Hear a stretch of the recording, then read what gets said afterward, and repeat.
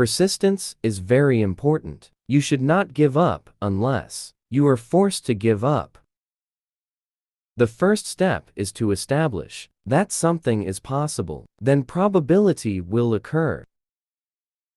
If you get up in the morning and think the future is going to be better, it is a bright day. Otherwise, it's not. Some people don't like change, but you need to embrace change if the alternative is disaster.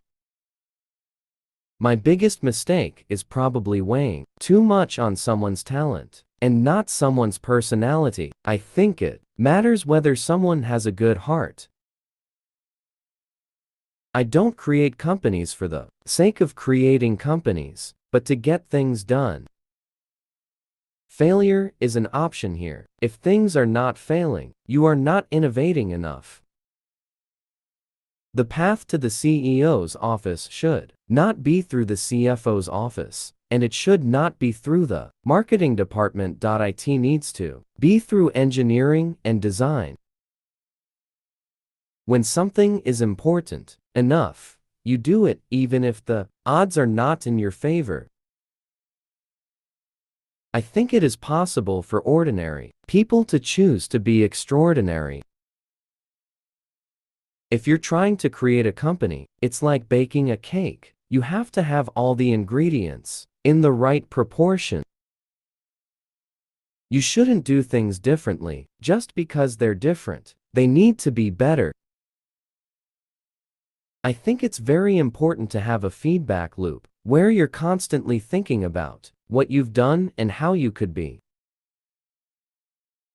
You want to be extra rigorous about making the best possible thing you can. Find everything that's wrong with it and fix it. Seek negative feedback, particularly from friends. I would like to die on Mars, just not on impact. Being an entrepreneur is like eating glass and staring into the abyss of death. I always have optimism, but I'm realistic. It was not with the expectation of great success that I started Tesla or SpaceX. It's just that I thought they were important enough to do anyway. I say something, and then it usually happens. Maybe not on schedule, but it usually happens. The future is going to be made on Earth, but rest on Mars. The thing that's worth doing is trying to improve our understanding of the world and gain a better appreciation of the universe, and not to worry too much about there being no meaning. And try and enjoy yourself, because actually, life's pretty good. It really is.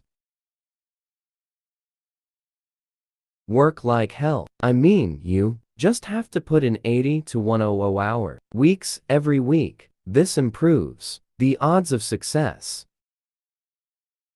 I could either watch it happen or be a part of it. People should pursue what they're passionate about. That will make them happier than pretty much anything else. I think life on Earth must be about more than just solving problems. It's got to be something inspiring, even if it is vicarious. People work better when they know what the goal is and why. It is important that people look forward to coming to work in the morning and enjoy working. There's a tremendous bias against taking risks. Everyone is trying to optimize their ass covering.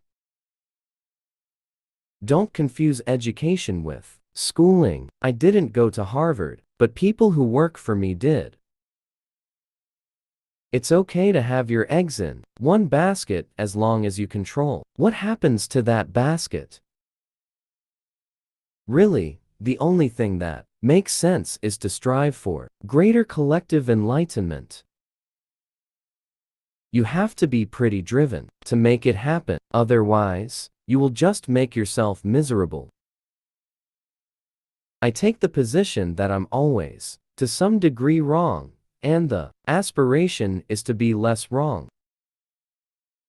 You want to have a future where you're expecting things to be better, not one where you're expecting things to be worse.